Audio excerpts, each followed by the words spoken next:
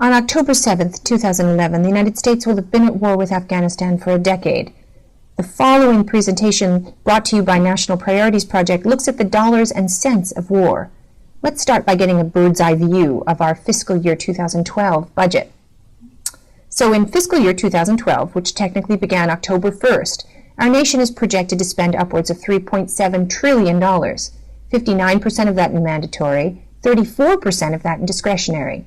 For this presentation, we're going to really focus on this piece of the pie, the discretionary piece, for a couple of reasons. One, it's just as its name sounds. It happens at the discretion of the President and Congress, and it happens every single year. And two, it's where the vast majority of military spending lives. So let's look at this whole piece of the pie broken out on its own. This pie represents the projected discretionary budget for fiscal year 2012. Again, $1.24 trillion. 58% of that in military. And the other slices of the pie you'll see are aggregated, meaning that we combined different line items. So for example, the environment, energy, and science, 6% piece of the pie at the top represents every single dollar for environmental programs, for energy, renewable energy research and development, for scientific research, and the like. So what's in that 58% of the pie? Well, here's some key aspects. Now, we're using the word security here because in January of 2011, President Obama looked at this military, this Pentagon piece of the pie, and combined it with other aspects and called it security. So that 58% is $553 billion for Pentagon, that's the base budget, $118 billion for war, $19.3 billion for nuclear weapons, and then we have some miscellaneous and some aid to quote-unquote foreign nations. The $69 billion for Homeland Security is not in this slice of the pie. It's because that's spread out across the entire discretionary piece of the budget. How are we faring globally? These are two ways of looking at the U.S. and the rest of the world with regard to military spending. You'll see on the pie on your right that the United States spends 42% of total global military spending. What does it look like when we look separately at the U.S. wars in Iraq and Afghanistan? This stacked bar tells us the story of Afghanistan and Iraq war funding over time.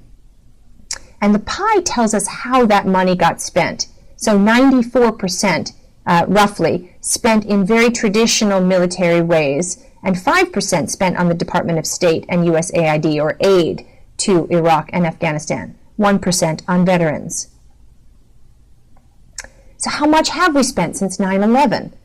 A study at National Priorities Project found that we've spent $7.6 trillion, that's the number at the top of this slide, on quote-unquote security measures since 9/11. And these numbers in front of you have been adjusted for inflation, and they're in fiscal year 12 dollars. So the war's $1.36 trillion, Pentagon, that's the base budget, $5.6 trillion, that's a 43% increase, that's a real increase adjusted for inflation. Homeland Security, we've spent a total of $472.1 billion, that's a 301% increase since 9/11. And nuclear weapons has gone up 21% for a total of $230.3 billion. This line chart tells a story of a different nature. It looks at the entire discretionary pie and breaks it out into three big chunks. International affairs, which is the little green line at the bottom. That's all of the money going to internationally to countries in the form of aid and the like. And then we see the yellow line and the red line. And there are two stories I want to tease out for you here. One is I want to take you back to before 1981, and we start here in this chart in 1977, because there was a time in our nation where the United States spent more domestically than we did on our military. That changed in 1981. That's the beginning of the Cold War and the arms race. And we see there that the great disparity between military and domestic or social spending first began, and it's a disparity that continues today. And story number two, I want to take you all the way to the end of the pie, to those two circles. And that's because we actually don't know what the fate of these two lines are going to be. One reason for that is that the Pentagon doesn't project war spending out past the current year. They put in a $50 billion placeholder. So we really don't know what the projected costs of the U.S. wars in Iraq and Afghanistan were going to be. And also, the Super Committee right now is deciding the fate of the discretionary piece of our budget, really. So we have no idea of the impact of those decisions on that yellow line. Another way of looking at this is to look here at these two figures. So since 2001, security-related spending has increased 96%. Non-security, and think of that as domestic or social spending, has only increased 39%. So it's not increasing at the same rate as security spending, and that's in the last decade. What's the impact of military spending on our debt? Well, since 1940, we've paid about $2.7 trillion in military-related interest on the national debt. And we can see that reflected in the 2011 money that we spent. We projected to spend about $207 billion in total interest in 2011. $80 billion of that was military-related. So what's at stake? The following are just different ways you can look at the opportunity costs of war spending. So since 2001, we've spent $459.8 billion on the U.S. war in Afghanistan. That does not include fiscal year 12 spending. That's up through fiscal year 11.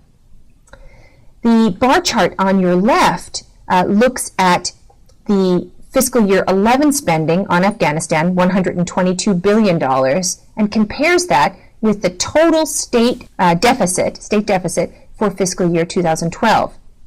So you'll notice that we spent more in Afghanistan in fiscal year 11 than the total projected combined shortfalls for the 42 states in deficit for fiscal year 2012 at $103 billion. Another way of looking at that is that in 1 year of Afghanistan spending, again, $122 billion, it actually could have paid for 7 years of Pell Grant funding at $108 billion.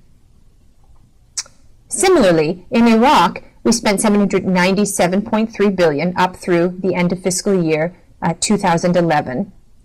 And if you look at just the fiscal year 11 Iraq war spending, that's $47 billion. It's equal to all of the disaster assistance, FEMA, from 1999 to 2010 at $41 billion. Here's another way of looking at it. So the total war spending, $1.26 trillion, equals pay and benefits for all U.S. elementary school teachers for 12 years, or all construction needed in the public school system for 25 years. These are large numbers, and it's up to us to get a handle on them. And of course, this isn't a new story, because in 2010, this is a chart of how your federal income tax was spent by our nation. So 27.4 cents of every one of your individual federal income tax dollars was spent on the military, and a portion of that on war. And then you can see that this goes all the way down to things like 3.5 cents of every one of your federal income tax dollars on education, 2.2 cents on public transportation, 1.2 cents on international affairs. Stay in touch with us at National Priorities Project. You can like us on Facebook, follow us on Twitter. You can contact us anytime. We're happy to answer your questions. And thanks so much for joining us today.